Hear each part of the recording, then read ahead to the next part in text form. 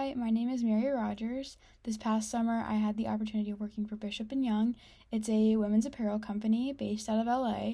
It's actually an online store, so we weren't in a department or anything like that. We were in a warehouse with offices.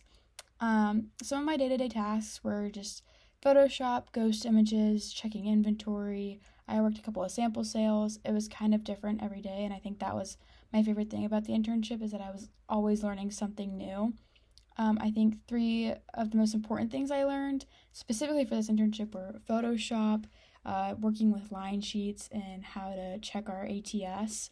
And then I think also being patient with myself because I was learning a lot of new things, and everyone around me was helping me, and it was a great environment to learn in.